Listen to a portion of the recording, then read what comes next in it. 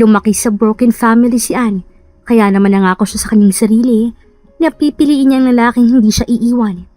Nangyari naman yun dahil nakilala niya si Roy, ang kanyang first boyfriend, at nagtagal sila ng 7 taon bago ito nag-propose na uwi rin sa kasalan.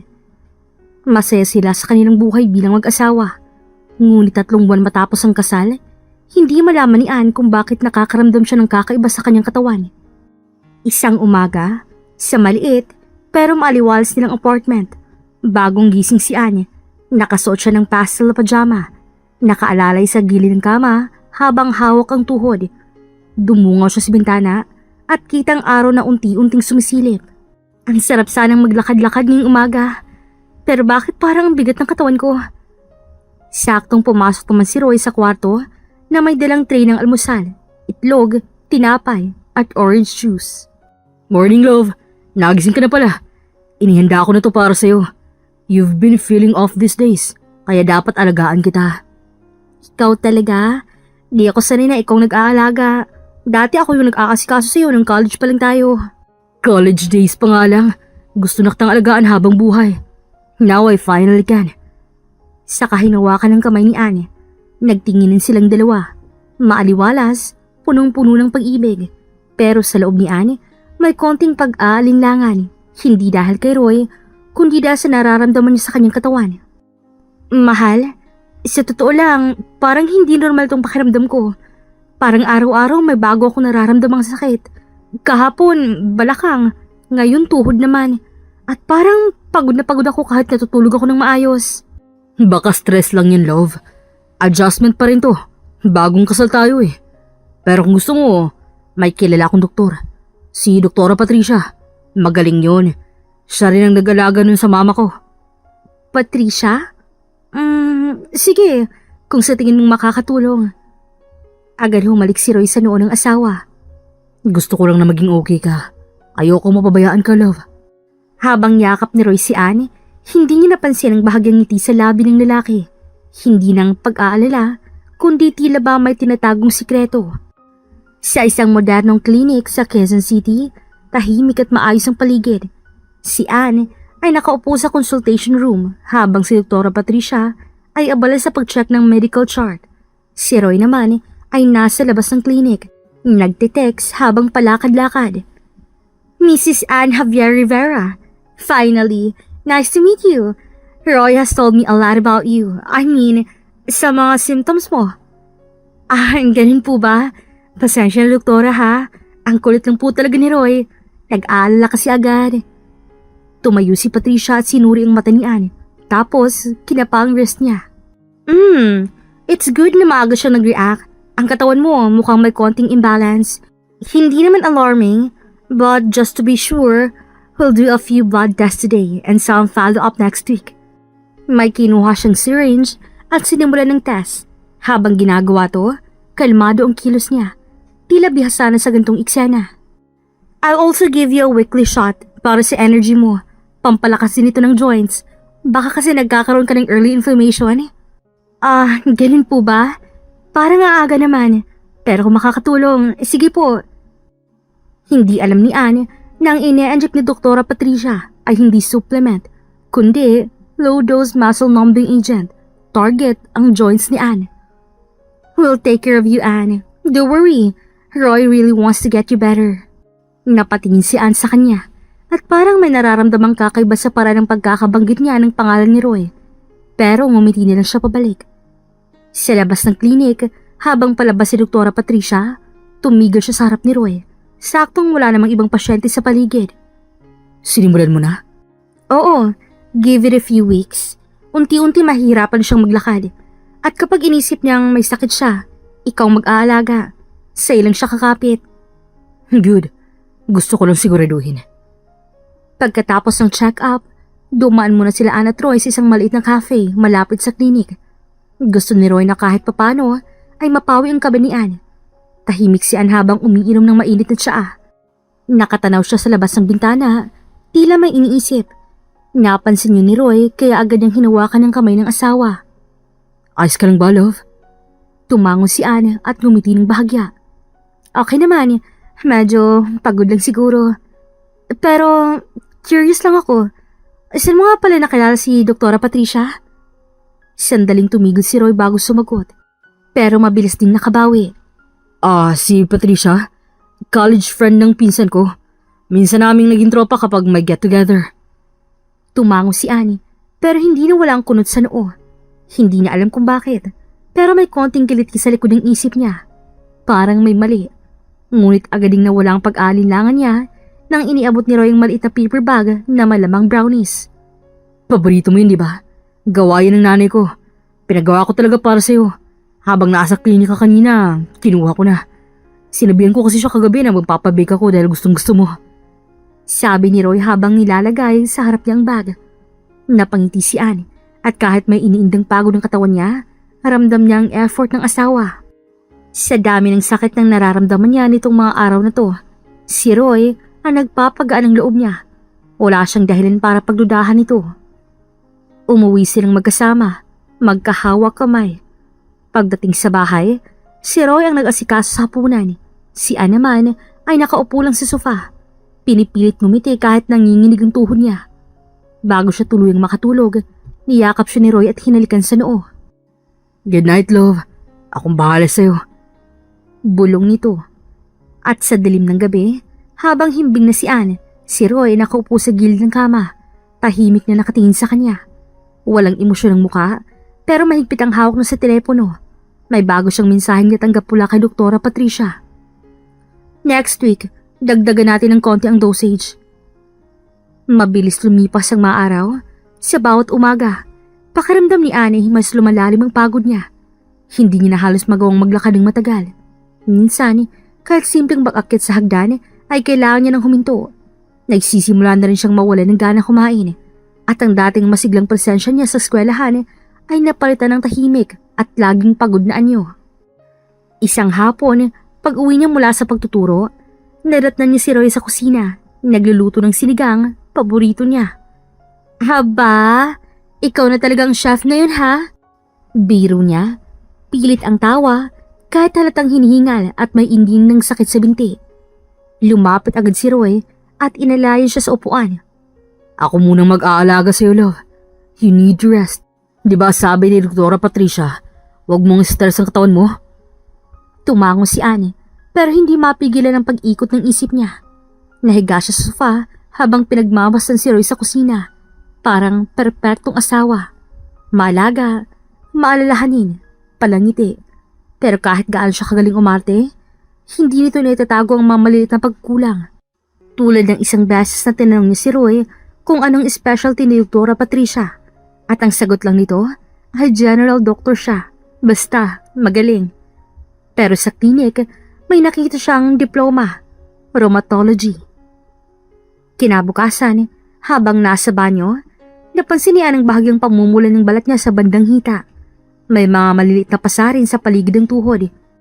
Pinilit niyang iwaksi ang takot sa isipan. Siguro dahil na rin sa kakulang sa vitamins o sa kakapuyat. Bulong niya sa kanyang sarili. Paglabas niya, naroon na si Roy, may dalang gamot at juice. Inumin mo na agad yan ha. Binigay ni Patricia. Pampatibay ng joints mo. Mahal, thank you ha. Lagi kang nandyan. Yumakap si Roy mula sa kanyang likod. Of course, asawa kita. Gagawin ko ang lahat para sa'yo. At sa yakap na yon, sa mga salitang yon, nais ni Ann maniwala na kahit unti-unting humihina ang katawan niya, may isang taong nananatili. Tanghaling tapat, tapos na ang klase. Tahimik na nagliligpit ang mga laruan at flashcards si Ann sa loob ng silid-aralan. Kita sa mukha niyang pagod at bawat hakbang niya ay mabigat, parang may buhangin sa mga binti niya. Minsan ay kailangan pa niyang hawakan ang gilid ng mesa para lang makalakad ng maayos. Hanggang sa biglang sumilip si Leia sa pinto, ang co-teacher niya. Han, pwede bang pumasok? Napatingin si Anne at pinilit ngumiti. Huy Leia, oo naman, pasok ka. Buti dumaan ka. Pumasok si Leia at agad napansin ang marahang kilos ni Anne habang nilalagay ang mga gamit sa teacher's table. Grabe Anne, ang payat mo na at parang hirap ka nang maglakad. Kumusta ka na talaga? Umupo si Anne sa isang maliit na upuan. Ramdam niyang nanginginig ang tuhod niya. Huminga siya ng malalim bago sumagot. Leia, to be honest, hindi ko na rin alam kung anong nararamdaman ko. Parang araw-araw mas lumalala eh. Ang bigat ng katawan ko. Tapos may pagkakataon pa na ang sakit ng mga joints ko. Hindi ko na makayanan minsan. Kaya nga bala ko na rin mag-leave muna. Pansamantala lang habang nagpapagaling. Natahimik si Leia saglit. Kita sa mukha niyang pagkabahala. Mabuti nga yan, Ann. Ang hirap niyan. Nagtuturo ka pa habang may nararamdaman. Pero ano bang sabi ng doktor mo? May iniinom kang gamot, diba? Tumango si Ann at sabay abot sa maliit na lalagyan ng tableta na nasa side table. Kukunin na sana niya ang isang tablet para inumin, pero napansin ni Leia ang label ng gamot. Napakunot noo ito habang binabasa. Oh, wait, teka lang. Ito ba yung gamot na binigay ng doktor mo? Oo. Bakit? Pamilyar ba sa'yo? Medyo, Parang ito rin yung gamot na pinakita sa amin dati ng pinsan kong doktor. Si EJ. Sabi niya, ginagamit lang to sa specific cases ng nerve blocking. Dito normal na panlaban sa inflammation lang. Napatingin si Ann sa hawak ng tableta. May sandaling katahimikan. Hindi niya ginasabi kung anong nararamdaman niya. Pero halatang nabigla siya. Hindi niya yung binigyan ng pansin noon. Dahil sobrang tiwala siya kay Roy. At sa doktor na rekomendado nito. Ann, sorry pero pwede bang akong humingi ng isa? Ipapakita ko lang kay EJ. Baka may maipayo siya. Lalo na kung matagal mo na palang iniinom to tapos wala ka namang improvement. Sige, bigyan niyo na rin ako ng honest opinion ha. Kasi lately, hindi lang katawan ko napapagod, pati utak ko. Parang nalilito na rin ako kung gumagaling ba talaga ako. Pinipilit ko lang maniwala. Don't worry, akong bahala. Si EJ, sobrang talino nun pagdating sa gamot. Very detailed magbasa ng label at side effects. Hindi siya basta-basta nagbibigay ng conclusion. Don't worry, Ann. Gagawin ko to, hindi lang dahil kaibigan kita. Gagawin ko to, kasi alam kong may mali. At hindi kita hahayaang mababayaan. Pagka-uwi mula sa school, dahan-dahang umakyat si hagdan si Ann. Bawat hakbang ay may kasamang pigil na hingal. At sa likod ng isip niya ay patuloy na umiikot ang sinabi ni Leia na baka hindi para sa kanyang gamot at baka may dapat siyang matuklasan bago pa mahuli ang lahat. Pagpasok niya sa kwarto, nadatnan niya si Roy na nakaupo sa gilid ng kama, nagte-text.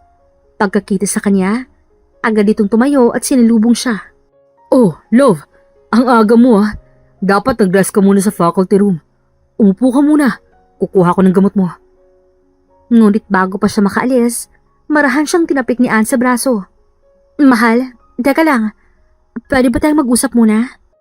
Tumingin si Roy sa kanya, bahagyang nagulat sa seryosong tono ng boses niya. Umupo silang pareho sa kama at ilang sandali ang lumipas bago muling nagsalita si Ann. Iniisip ko lang, baka pwede ako magpa-second opinion. I mean, baka may ibang doktor na pwede pang tingnan ako. Kasi ilang linggo na, Roy, pero parang lumalala ako. Hindi ako gumagaling. Napansin ni Ann ang biglang pag-iba ng ekspresyon ni Roy. Para bang nabigla ito. Second opinion? Are you doubting me also, love? Galit ka ba sa akin? Hindi ba't ako mismo naghanap ng doktor para sa'yo? Natahimik si Ann saglit. Hindi inaasahan ang bigat ng tono ni Roy, pero nagpakatatag siya. Wala akong sinasabi na may mali ka. Hindi ko rin sinasabing hindi magaling si Dr. Patricia. Gusto ko lang makasiguro. Sa nararamdaman ko kasi ngayon, parang ang layo sa sinabi niyang magiging epekto ng gamot. Napailing si Roy at biglang tumayo. Kita sa kilos niyang inis. Ano bang gusto mong palabasin ha? Na may tinatago ako? Na may mali sa ginagawa natin? Alam mo, kung gusto mong gumaling agad, dapat sundin mo yung doktor mo. Bakit ka pa pumapasok sa school kung talagang masama ang pakiramdam mo? Dapat naka-bed rest ka. Hindi yung nagpapagod ka pa sa pagtuturo mo. Kaya naman kitang buhayin ah. Nagulat si Ann sa pagsabog ng asawa. Hindi ito ang karaniwang Roy na kalmado at sweet. Napatikid siya dito at natila hindi makapaniwala. Roy, I'm just trying to take care of myself. Gusto ko lang malaman kung may mas makakatulong pa. Kung gusto mong gumaling, Ann, sumunod ka sa doktor mo. Wala lang tanong-tanong pa. Don't complicate things. Sa tono nito, para bang sinasara ni Roy ang usapan. Iniwan niya si Ann sa kama at lumabas ng kwarto na parang walang balak makinig pa. Tahimik si Anne. Ramdam niyang pagkabigla at lungkot. Pero higit sa lahat, ramdam niyang may kailangan siyang malaman. Hindi niya na kayang ipikit ang mga mata sa mga tanong na unti-unting lumalakas sa loob niya. Kinabukasan, maagang umalis si Roy papunta sa trabaho. Tahimik lang si Anne habang inaayos ang kanyang sarili. Pakiramdam niya ay mabigat pa rin ang atmosphere mula sa huling pag-uusap nila. Pero hindi niya hinayaan yon na napigilan siya. Kailangan niyang marinig ang sagot. 3:00 ng hapon, nasa isang maliit at tahimik na cafe si Anne. Nasa isang sulok siya, naka-light blue na blouse at simpleng jeans. Medyo maputla pa rin pero may determinasyon sa mga mata niya. Pagkaraan ng ilang minuto, dumating si Leia, may kasamang isang lalaking matangkad, maputi, matikas ang tindig at may itsura. Suot ito ang simpleng polo shirt pero halatang doktor sa postura at bitbit itong medical pouch. Anne, sorry ha, natagalan kami. Traffic eh. Ngumiti si Anne at tumayo para bumati. Agad namang iniabot ng lalaking kamay niya, firm pero gentle. Hi, I'm EJ. Finally, nakilala rin kita. Madalas kang ikwento ni Leia sa akin. Medyo nagulat si Anne sa itsura ni EJ. Hindi siya mukhang typical na nerdy doctor. Maabong mga mata at kalma ang boses. Nice to meet you din po and thank you for checking the meds. Umupo silang tatlo at agad na nilabas ni EJ ang maliit na ziplock na may lamang tableta. Sinuri ko tong gamot na to. And tinanong ko na rin ang kasamaan ko sa toxicology. Alam mo ba kung ano talaga to? Umiling si Anne medyo kinakabahan. Ang generic name nito ay bupivacaine. Usually, injectable to at ginagamit sa epidural o spinal anesthesia. Pero in this form, as an oral tablet, it's not common. Sa ibang bansa lang to ginagamit bilang nerve suppressant. At sa sobrang lakas ng epekto, pinaiingat ang paggamit. Napakunot ang noo ni Anne. Nerve suppressant? Tumango si EJ. Ang epekto nito, unti-unting pinamamanhid ang mga peripheral nerves, especially sa lower limbs. Kapag tinake ng regular, pwedeng maka-apekto sa reflexes, balance, at kahit voluntary movement. Kaya siguro parang hindi mo na magamit ang maayos sa mga tuhod at paa mo. Nanlaki ang mga mata ni Anne.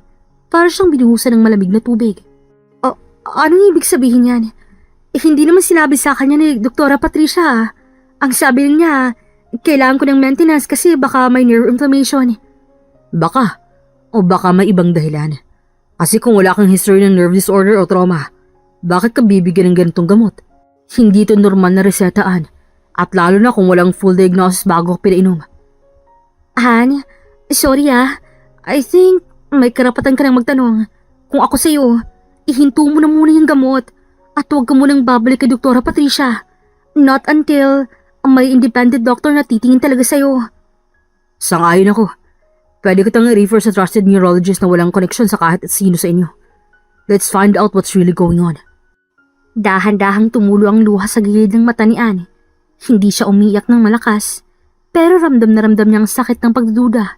Sa asawa, sa doktor, at sa mga paniniwala niyang akala niya totoo. Thank you. Isa niyong dalawa. Sa totoo lang, ngayon lang ako parang nabuhayin ulit.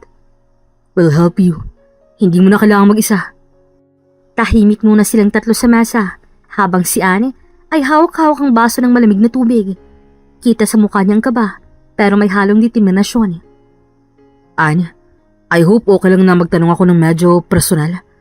Pero kailan mo unang naramdaman yung mga sintomas? Like, was there a specific trigger or biglaan ng lahat? Napabuntong hininga si Anne. Tumingin siya kay Leia na parang humihingi ng lakas ng loob bago siya sumagot. Actually, okay naman ako before. I was really healthy. Wala akong sakit. Wala akong maintenance. Nothing serious. Kaya nga nakakagulat eh. Simula nung kinasal kaming dalawa ni Roy, parang nag-iba ng katawan ko.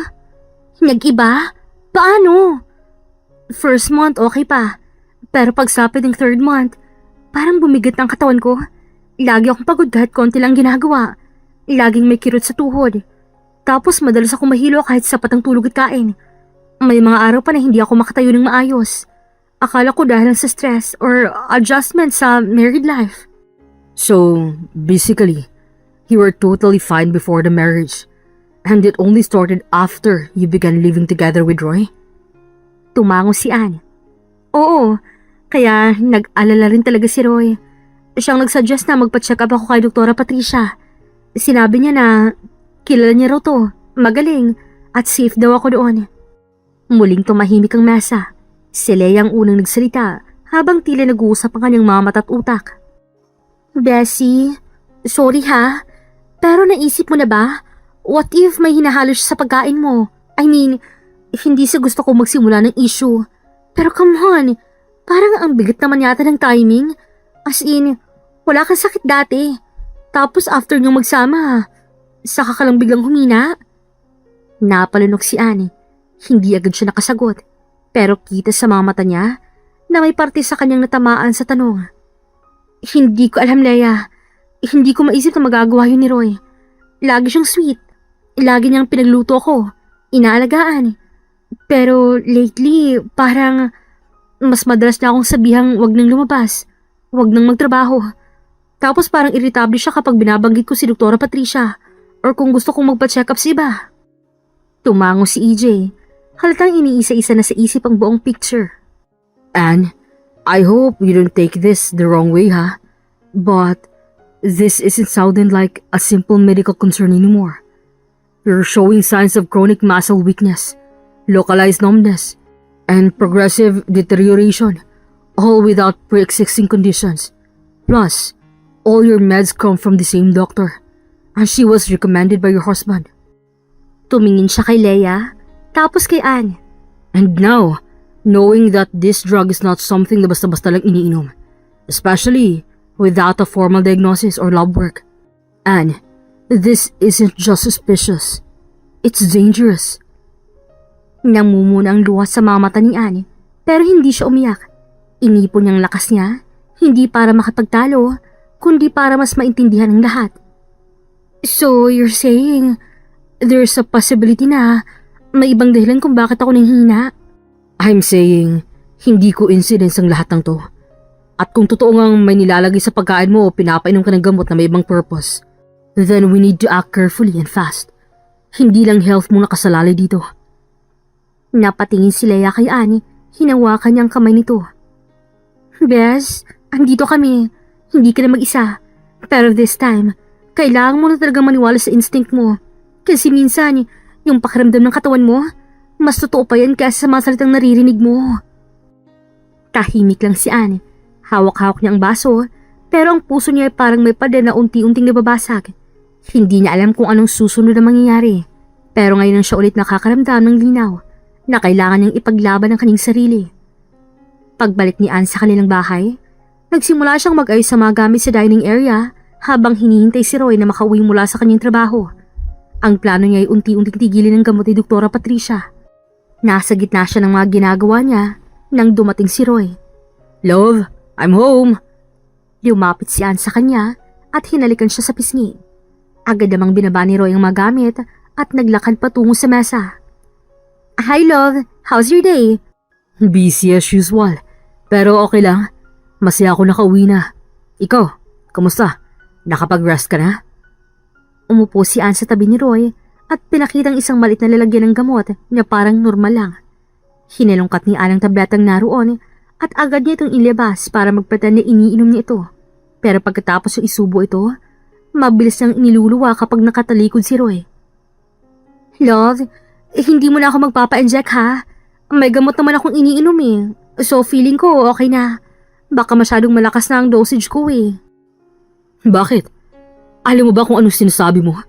Kung hindi ka magpapa-inject, paano ka gagaling? Ikaw pa nga mismo nagsabi na nararamdaman mong mahina ka eh. Di ba yun ang purpose ng gamot? Para gumaling ka? Bumuntong hininga si Anne at dahan-dahang tumingin kay Roy. Dahan-dahan niyang sinapo ang kamay ng asawa. Sino bang may sabi na hindi ako magpapa-inject? Ang sabi ko, hindi na muna. Next week na lang ha. May gamot naman eh. Hindi ko man kinakaligtaan ang binibigay ni Doktora Patricia. Huminga na lamang ng malalim si Roy. Sige, sasabihin ko siya. Tatawagin ko na lang siya. Magbibihis na rin ako. Tumango si Anne na pilit ang ngiti, pero ramdam ang kaba sa dibdib. Nang tuluyang pumasok si Roy sa kwarto, Nagkunwaring nag-aayos pa si Ann sa kusina. Ilang saglit pa naririnig niyang bahagyang paglapag ng telepono ni Roy sa nightstand at ang mababang boss nito habang may kausap sa tawag. Hindi naka-loudspeaker si Roy kaya halos boss lang niya ang naririnig pero sapat na yun para mapakapit si Ann sa hamba ng hagdan at dahan-dahang umakyat. Pinipigil ng bawat kaluskos ng paa niya. Nasa labas lang siya ng pintuan ng kwarto. Bahagyang nakabukas yun. Mula roon, narinig niyang iritado at mababang boses ni Roy. Hindi mo ba naiintindihan, Patricia? Kung magpupumilit pa tayo, lalo siyang magdududa. Kailangan natin siyang pagbigyan. Hindi siya pwedeng makalata. Tahimik lang si Ann. Kinakabahan na siyang humina. Parang humigpit ang paligid ng dibdib niya. Totoo nga na ang asawa niyang si Roy ay ang may kagagawa ng lahat ng to sa kanya. Pero bakit? Wala pa sa timing. Hindi pwedeng basta lang tayo mag-push. She's starting to question the meds. Ayoko siyang mawala sa kontrol. Lalo na ngayon. Basta, gawin mo na lang yung sinabi ko. Hindi ko kailangan ng opinion mo, ha? You're the one who said this would work. Akong pinapasan niya ng lahat eh. Kung bumagsak to, kasalanan mo.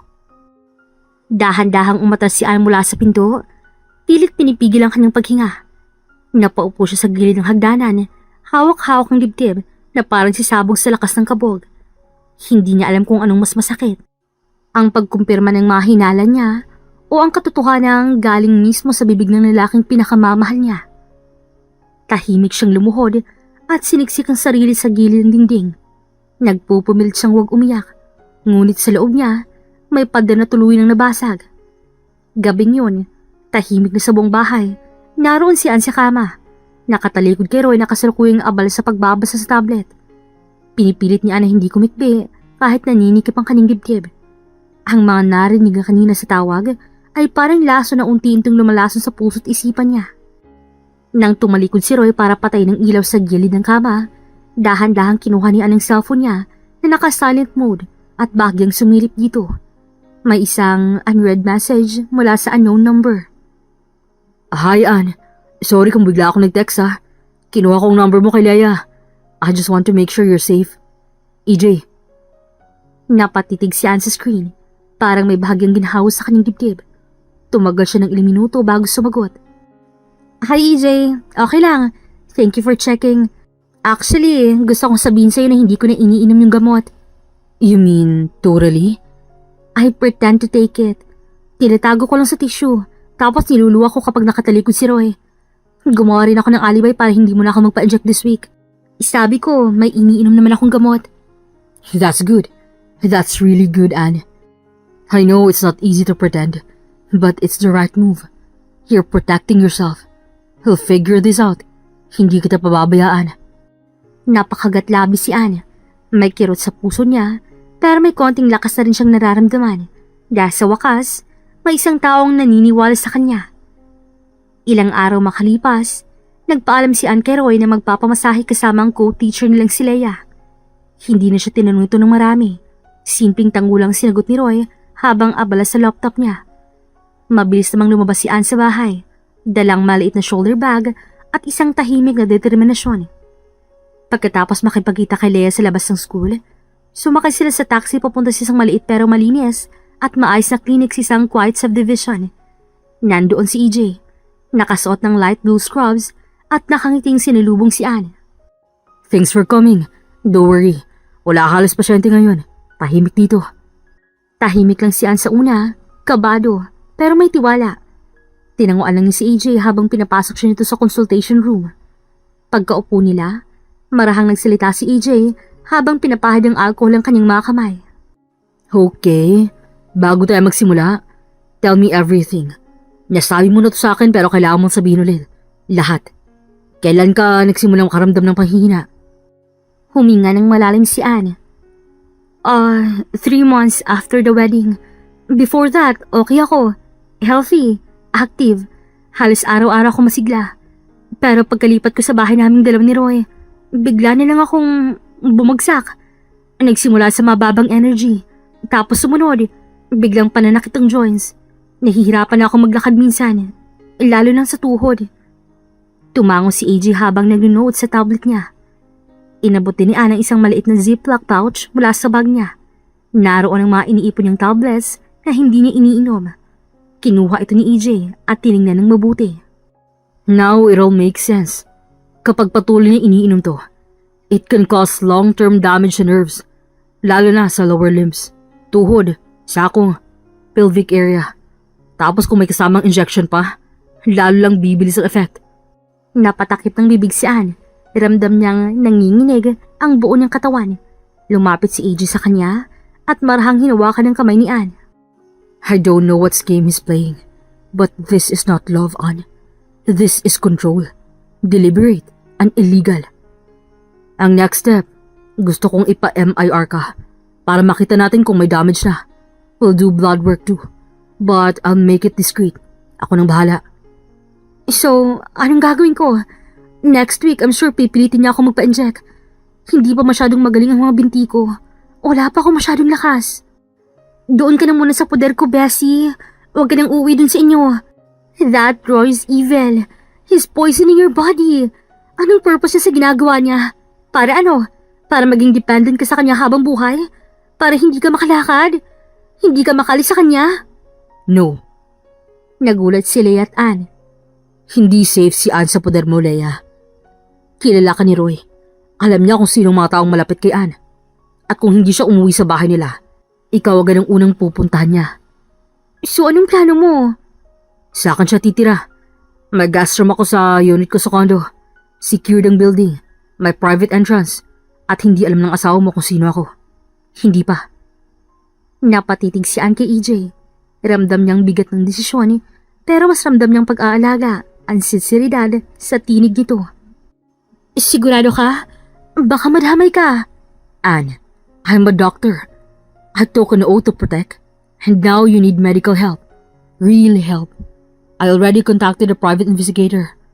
Gusto ko malaman kung sino talaga si Dr. Patricia. Her license, her connections, lahat. Kung kailangan nating kasuhan, kailangan nating ebidensya. Bessie, hindi ko akalain na sa pagmamahal mo sa kanya, gantong ibabalik niya sa'yo. Akala ko pagmamahal din yung pag-aalaga niya, yung pagpupush niya ng gamot, yung pagpapatigil niya sa pagtatrabaho ko. Akala ko concern, hindi ko na alam kung alin sa mga ginawa niyang totoo. What he's doing is manipulation. Hindi pagmamahal ang kontrol. Hindi pagmamahal ang paninira ng katawan mo para manatili ka sa kanya. But Anne, you're choosing to fight now. That's real strength. Pack only what's necessary, ha? Tomorrow morning, Leia will drop you off somewhere safe. I'll pick you up from there. Walang dapat makalam. Not even Roy. Kinabukasan, 8:00 ng umaga. Tahimik na naghahanda si Roy sa sala. Bit-bit niyang laptop bag at suot ang paborito niyang navy blue blazer. Nakaupo si Anne sa dulo ng mesa. Tahimik lang habang nagpapanggap na nagsusuklay ng buhok. Hawak ang basong may kape. Don't forget your meds today, love, ha? At tawagin mo si Patricia kung okay ka na for next week injection, ha? Kailangan consistent. Oo, sige. Ingat ka sa work. Lumapit si Roy at hinalikan siya sa noo. Pero hindi siya tumingin. Hindi niya kinaya. Hindi dahil sa pagkasuklam, kundi dahil sa kirot ng pagkawala.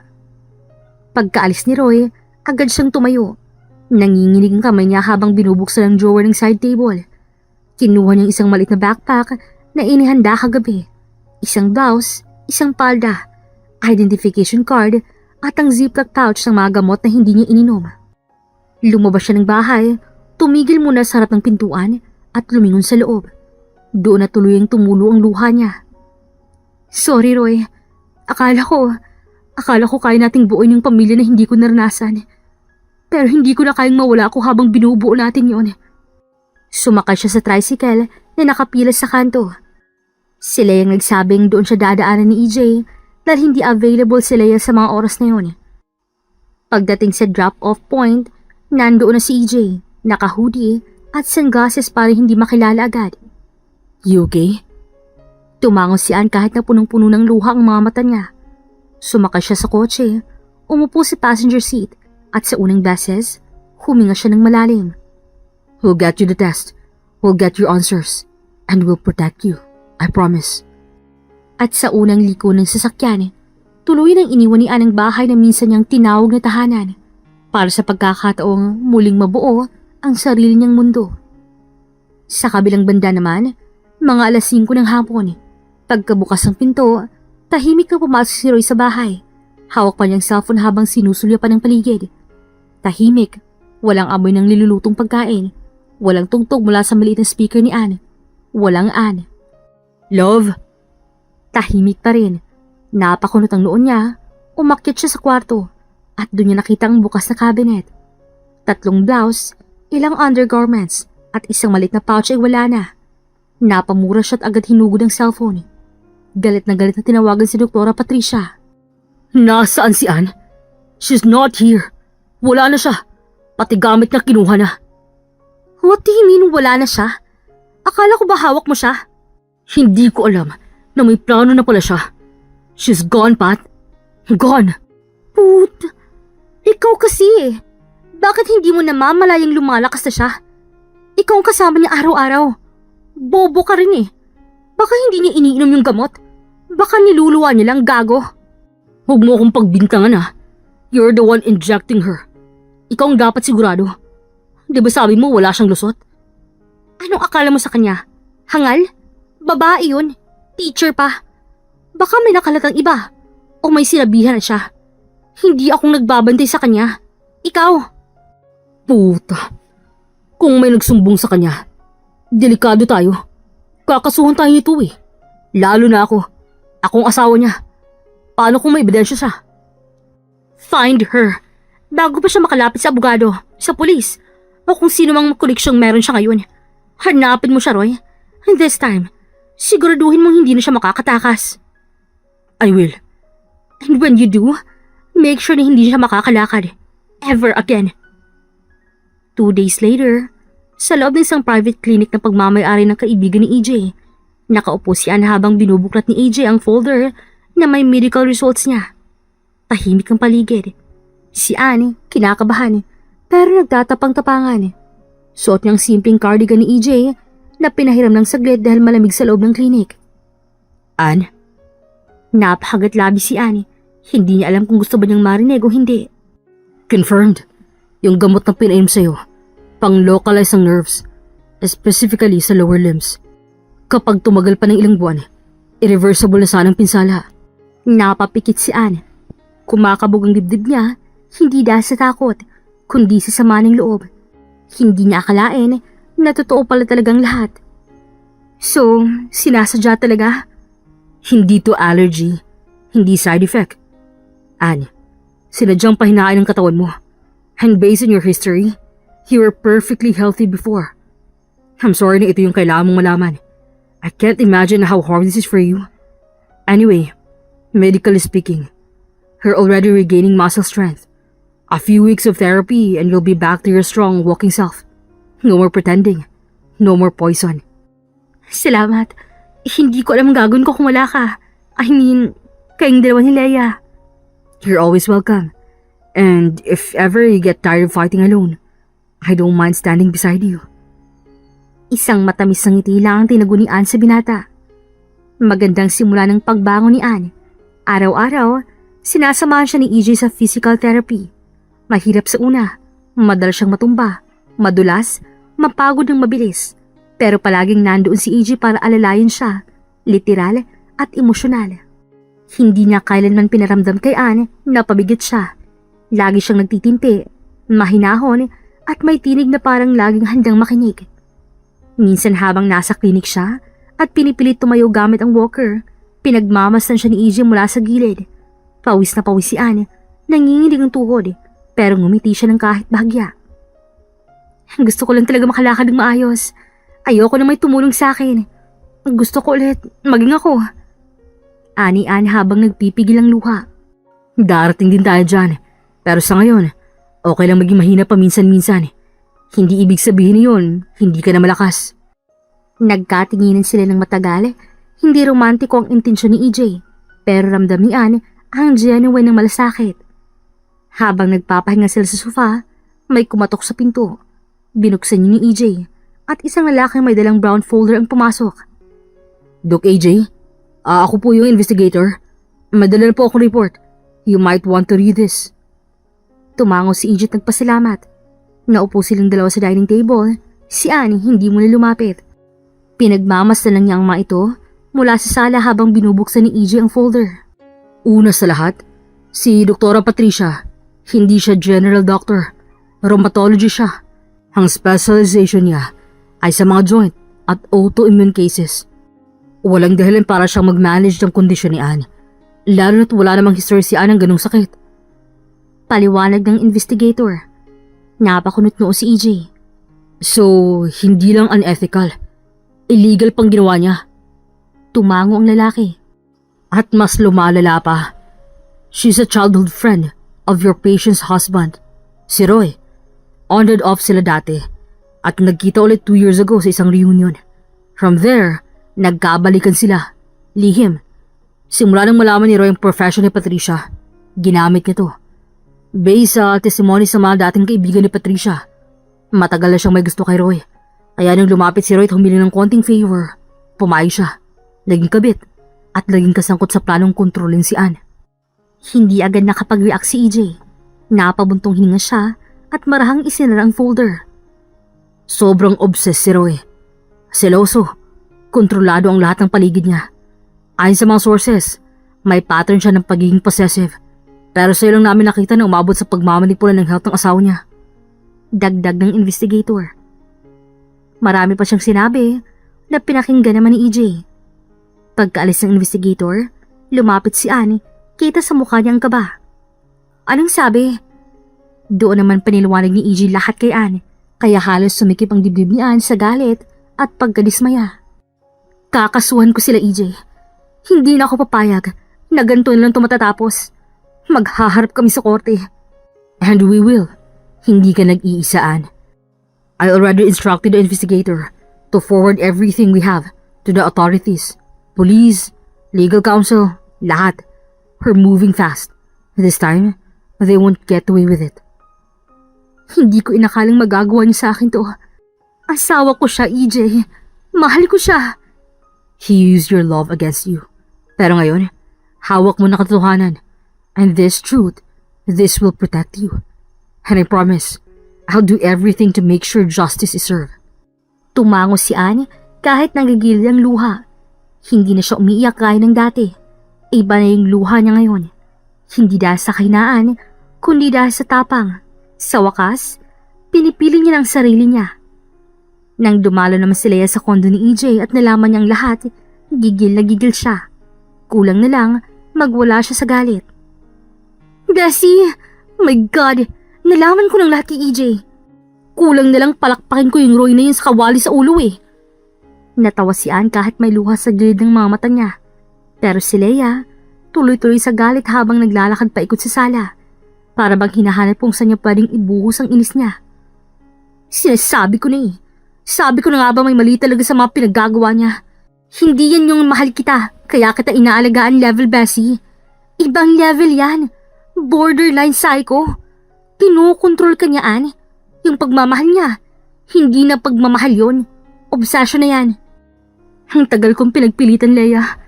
Kasi gusto ko maniwalang tama siya. Na baka ako lang may mali. Pero mali talaga lahat ng ginagawa niya. Hindi ako gumagaling. Lalo akong napaparalisa. At ngayong alam ko ng totoo, hindi ko na kayang ibalik ang tiwala ko sa kanya. She's not alone, Leia. We've already submitted everything to the police. Kaso na lang ang kulang. And we're pushing for it.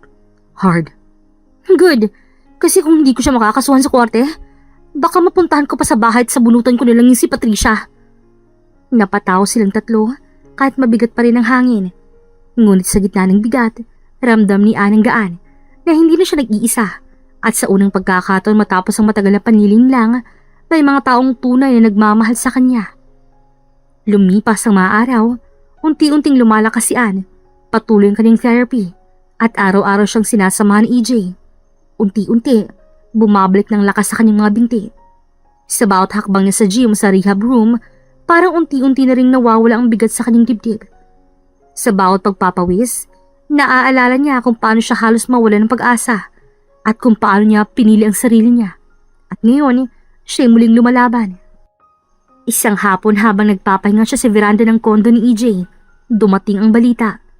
Tumawag ang investigator Nahuli na si Patricia, na corner sa klinik niya. Walang laban, walang palusot.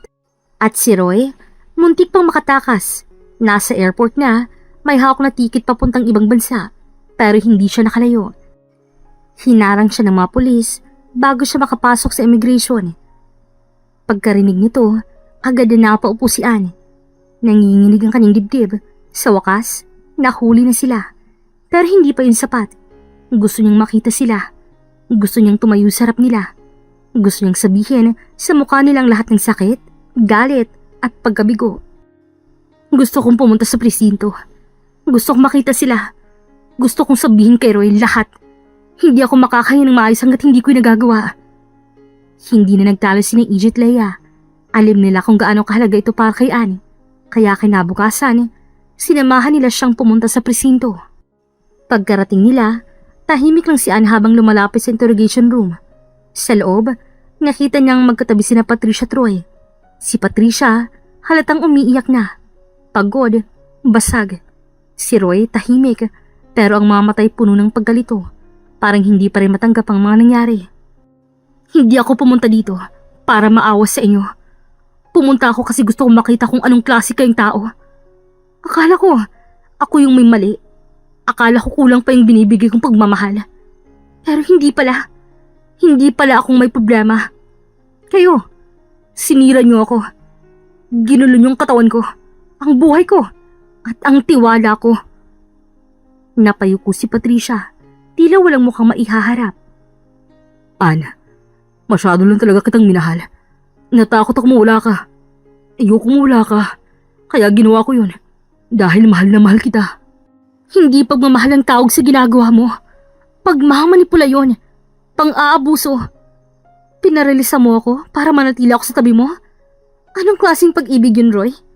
Yung gusto mo akong ikulong sa katawan kong mahina para hindi na akong makalayo sa'yo? Tahimik ang buong presinto. Tanging ang galit na tinig ni Anne ang umuukil-kil sa hangin. Pangarap kong magkaroon ng buong pamilya kasi galing ako sa wasak na pamilya. Ikaw lang minahal ko ng ganito. Pero hindi ako pipili ng pamilya na itinatayo sa sakit at kasinungalingan. Hindi ko ipagpapalit ang sarili ko para sa pangarap na iyon. Wala nang nasabi si Roy. Tahimik lang siyang napayuko habang tinatanggalan ng sinturon ng kanyang dignidad. Si Patricia, tuloy lang humagulhol. Tila doon lang naramdaman ang bigat ng ginawa niya. At ang katotohanang kahit naging sunod-sunuran siya, wala ring halaga sa dulo. Paglabas ni Anne sa presinto, sinalubong siya ni Leia at EJ. Hinawakan siya ni EJ sa balikat at tiningnan sa mga mata. You did it. You faced them. And you took your power back. Tumango si Anne, lumuluha, ngunit may ngiti sa labi. Ngayon lang ulit siya nakahinga ng maluwag. Ngayon lang ulit niya naramdaman na siya'y buo. Hindi lang sa isang lalaki, kundi dahil sa pinili niyang maging buo para sa sarili niya. At habang lumalakad sila papalayo sa presinto, hindi niya alam kung anong susunod na kabanata sa buhay niya. Pero isa lang tiyak niya, hindi na siya babalik sa dati. Mainit ang araw nang dumating ang araw ng paglilitis.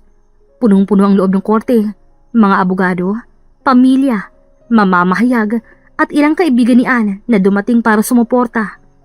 Nakaupo si Anne sa plaintiff's bench, katabi ang abogado niya. Habang sa kabilang panig ay si Roy at si Patricia, parehong tahimik at nakayuko. Wala nang dating tikas ni Roy. Wala na rin ang kumpiyansa ni Patricia. Ngayon, pareho silang tila maliit sa harap ng batas. Tumayong abogado ni Anne, isang babaeng matapang, kalmado at matalas ang pananalita. Your Honor, we will prove beyond reasonable doubt that Mr. Roy Rivera and Dr. Patricia Santiago conspired in a malicious act that directly harmed the physical and psychological well-being of my client, Mrs. Anne Javier Rivera. We have medical records, expert testimony, and strong evidence from my private investigation that confirms an intentional, sustained attempt to weaken my client's body and control her movements. This was not just medical malpractice. It was abuse, and it was calculated. Tumahimik ang buong korte. Bumaling ang judge, isang lalaking nasa mid-50s, seryoso at nakikinig ng mabuti. Proceed with the questioning. Tumayo si Attorney Marquez at nilapitan si Patricia na tila hindi makatingin ng diretsyo. Nanginginig ang kamay niya habang nakatayo sa witness stand. Doktora Patricia Santiago, ikaw ay lisensyadong rheumatologist, tama? Yes po. Can you explain why you were treating a patient, Mrs. Rivera, for a condition unrelated to your field and administering unprescribed injections without disclosing the full content or purpose to the patient? Roy asked me to. So you're admitting you violated multiple medical ethics and legal standards because Mr. Rivera asked you to? You knowingly injected her with a numbing agent designed to weaken her joints and mobility? Patricia couldn't answer right away. Tumulo ang luha niya, pero halatang hindi ito sapat para sa mga nakikinig. Ang hukom, ang mga manunood, at si Anne, lahat ay nakatingin sa kanya nang may hinagpis at galit. I was in love with him. I couldn't say no. And by not saying no, you deliberately harmed another woman, your patient. Do you know the consequences of this, Dr. Santiago? Tahimik lang si Patricia, kaya nagpatuloy ang abogada. Not only will your medical license be revoked permanently, but you will be facing criminal charges for medical malpractice, intentional harm, and conspiracy to commit abuse. Hindi na po kayo makakabalik sa profesyon, and you will be held accountable to the full extent of the law. Sunod naman tinawag sa witness stand si Roy. Nakaayos pa rin ang suot niya, ngunit kitang-kita sa kilos ang kabog ng dibdib. Mr. Rivera, are you aware that instructing a medical professional to drug your wife without her knowledge is illegal? I didn't mean to hurt her. Just answer the question. Did you instruct Dr. Santiago to inject your wife with a drug that would weaken her physically without her full knowledge? Yes. Nagbulungan ng mga tao sa likuran. Maging ang judge ay napapikit saglit. Waring nilulunok ang bigat ng katotohanan. And why would you do that, Mr. Rivera? Because I love her. I was afraid she'll leave me. I wanted her to need me. That's not love, Mr. Rivera. That's control. That's abuse. And it is punishable by law. What you did is criminal, not romantic. It's disturbing. Bumaling si Anne sa kanyang abogado at marahang tumango. Tinawag siya sa witness stand para magbigay ng sariling pahayag. Tumayo siya, nakasuot ang maayos at maaliwalas. Ibang-iba sa dating Anne na mahina't takot. Ngayon, matapang siya't buo. I gave my heart to Roy, believing I'd be safe. I wanted a family. But what I got was a prison. I was being poisoned slowly. My body weakened, and I thought I was going crazy. But I wasn't. They made me sick. And now I'm choosing justice. Not just for me, but for every woman who's ever been silenced or manipulated in the name of love. Matapos ang mahabang araw ng paglilitis, nagdeklara ang korte. May sapat na ebidensya para isampang kasong conspiracy to commit medical malpractice, abuse of a spouse, physical harm, and illegal medical conduct.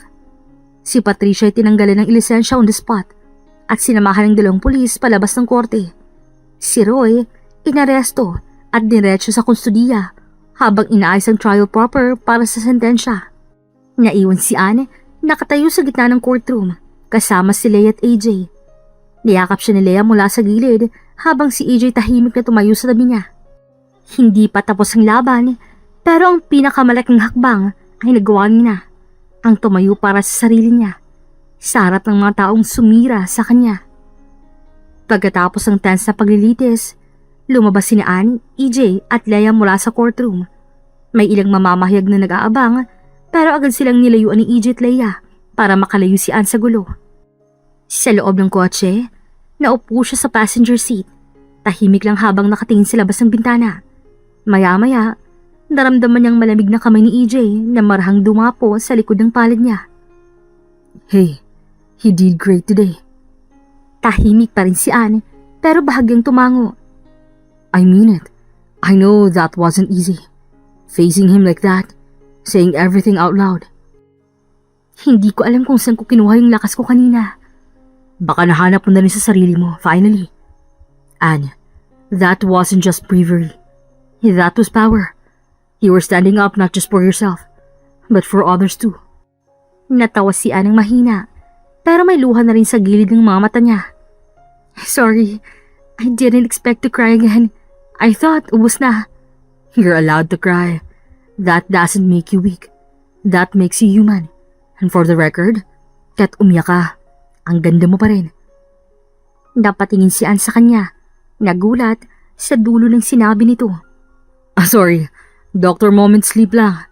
Diba, emotional support dapat gentle lang. But, I mean that. Baka yan pang reklamo ko next. Doctor flirting with patient. Technically, ex-patient ka na. So I think I'm safe. Natawa rin si Anne at sa wakas, ngiti ng may bahid ng gaan ang sumilay sa mga labi niya. Hindi yun pilit. Pagkalipas ng ilang linggo, tuloy-tuloy ng paggaling ni Anne sa tulong ng therapy, gamot na wasto at higit sa lahat, ang payapat ligtas na paligid na binigay ni EJ. Unti-unti siyang nakabalik sa dati niyang lakas. Natuto siyang magtiwala ulit sa katawan niya, sa sarili niyang kakayahan. Hindi pa man tuluyang nakakalimutan ng lahat, pero ramdam niya, unti-unti na siyang nakakaahon. Isang umaga habang nagkakape sila ni EJ sa balcony ng kondo, biglang bumaling si Anne sa kanya. Gusto ko na ulit magturo. You sure you're ready? Oo, I want to go back. Para na rin sa mga bata. Sila yung naging pahinga ko noon. Ngayon, gusto ko silang makita ulit habang buo na ako. At sa sumunod na linggo, bumalik na nga si Anne sa preschool. Pagpasok pa lang niya sa faculty room, halos magliyab sa tuwa si Leia. Bessie! Akala ko after mong harapin yung psycho mong asawa, mag-a-abroad ka na talaga. Miss na miss ka na dito. Nagtawanan ng mga co-teachers nila.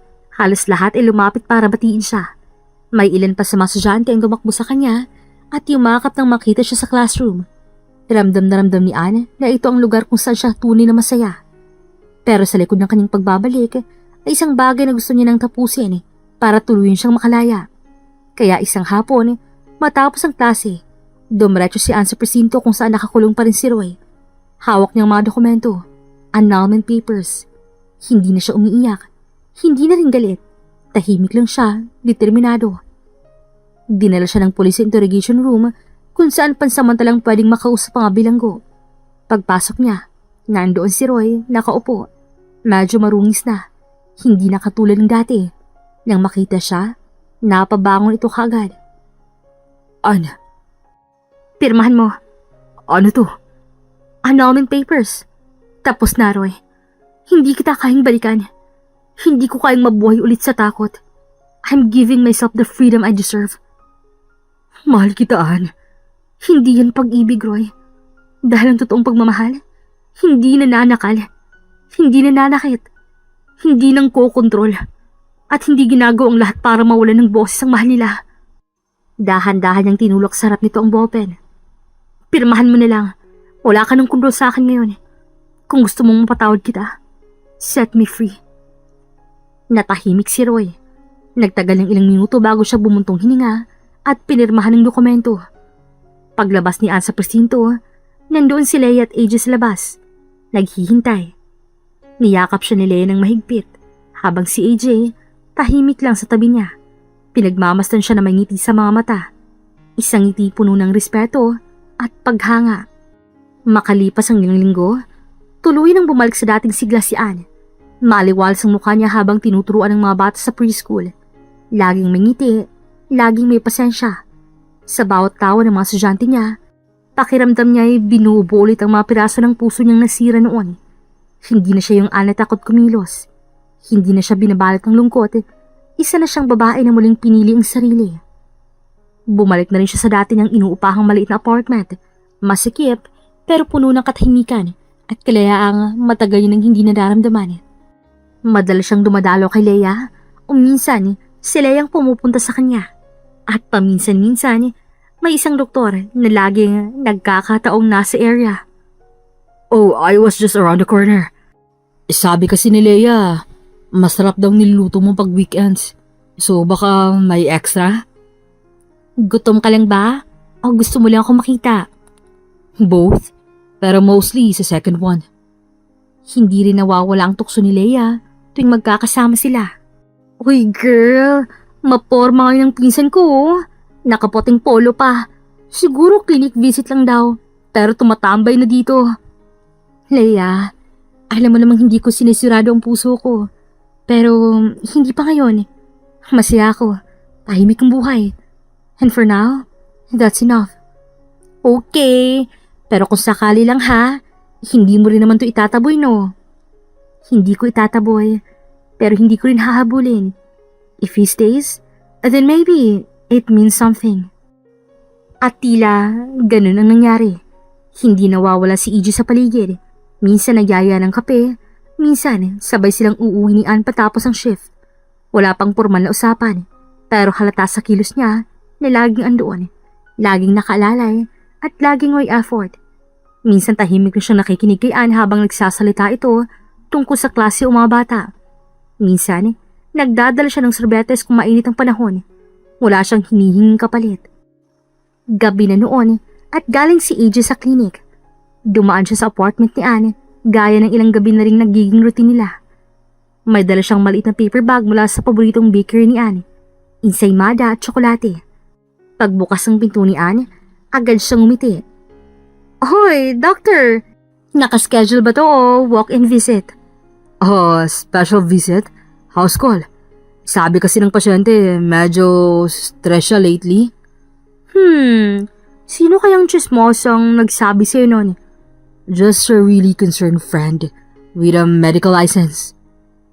Umupo sila sa maliit ng mesa na apartment ni Ann habang sabay kumakain. Tahimik sandali habang kumakagat si Ann ng mansanas na hinugasan niya kanina pa. Pagkatapos ng ilang kagat, sumulyap siya kay EJ at biglang napangiti. Sabi nila, an apple a day keeps the doctor away, kaya siguro ako mahilig dito ngayon. Ouch! So gusto mo pala akong layuan ngayon? Hindi ko naman sinabi yun, pero prevention is better than cure, di ba Doc? Then let me be your constant check-up. At hindi mo ako kailangan. Gusto ko lang siguraduhin okay ka.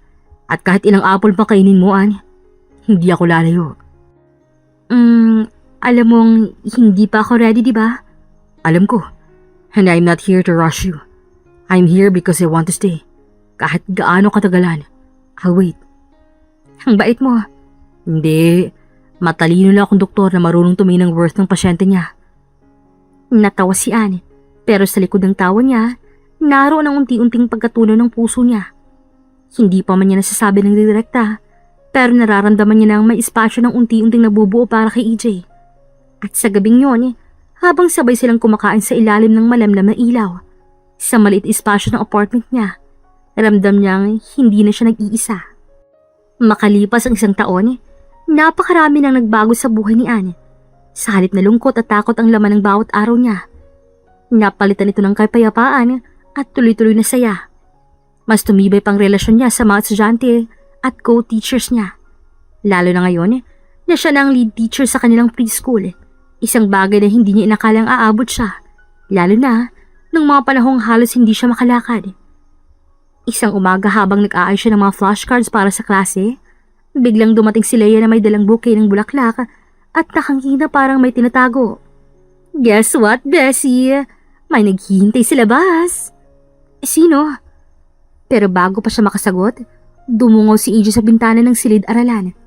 May suot na simpleng polo at sa kamay niya ay madalang paper bag. Obvious na paboritong bakery ni Ann ulit. Delivery po for Miss Ann. 1 year emotionally healed, physically stronger, and stunning as ever. Napailing si Ann pero hindi mapigilan ng ngiti. Lumabas siya ng classroom at sinalubong si EJ sa hallway.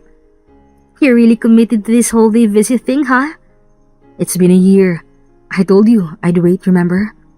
I remember. And you actually did. I said I would because I knew you were worth the wait.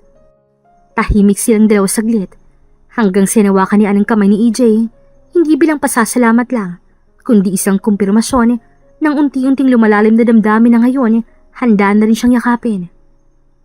I think I'm ready now for something new. Does that mean pwede na ako maging efficient sa record mo, Miss Annie? Let's just say No need for prescriptions. You've been part of my healing all along. At sa hallway ng eskwelahan kung saan dati nililingon lang ni Anne ang bawat hakbang niya sa takot at pag-aalinlangan, ngayon ay tumatahak na siya ng panibagong landas, kasamang isang lalaking hindi kailanman ng iwan at naghintay hanggang siya'y handa na muling magmahal. Matapos ang 2 taon ng tahimik pero masayang relasyon, nag-propose si AJ sa pinakapaborito nilang lugar. Isang simpleng park kung saan sila unang nagkaroon ng tahimik na heart-to-heart talk noon. I just don't want to wait anymore. I want to walk with you through everything. Forever. Will you marry me, Anne? Walang pag-aalinlangan, tumango si Anne habang ang puso niya parang tuluyang bumalik sa buong anyo nito. Buo, malaya, at minamahal. Ilang buwan matapos ang intimate nilang kasal na ginanap sa isang garden na napapalibutan ng mga bulaklak at masayang kaibigan, dumating ang kanilang unang anak. Isang babae na pinangalanan nilang Ami mula sa salitang amihan na nangangahulugang simoy ng hangin. Sabi ni EJ, para raw siyang simoy ng bagong buhay. Sumunod ang kambal, isang boy at girl na tila bonus ng langit sa masayang pagsasama nila. Maingay ang bahay nila, maraming laruan sa sahig, may gatas na natatapon kung saan-saan. Pero puno rin ito ng halakhak, yakap at mga I love you mommy na hindi nauubos sa bawat araw. Minsan habang natutulog ang mga bata at si EJ ay nagbabasa lang sa sala. Tahimik na tinitingnan ni Anne ang paligid. Mula sa mga larawang nakasabit sa pader hanggang sa mga gamit sa kusina na dati siya lang ang humahawak. Ngayon, may mga maliliit na kamay na tumutulong. May katahimikan pero may buhay. May simpleng gulo pero may direksyon. At doon niya naisip habang nakasandal sa balikat ng asawang minsang naghintay at nangakong di siya iiwan. Life didn't go the way I planned, but maybe it went the way I needed. Natutunan ni Anne na hindi hadlang ang pagkabigo para muling magmahal. Na minsan, kailangang piliin ang sarili para matutong tumanggap ng pagmamahal na totoo. At higit sa lahat, ang tunay na pagmamahal, hindi lang nabubuo sa kasal, kundi sa araw-araw na pagpiling magmahal ng wagas, tapat, at malaya. Dito na nga po nagtatapos ang magandang kwentong ito. Hanggang sa susunod pong mali, this is Regine here in Kuya Agustin Stories. Daghan kaayong salamat!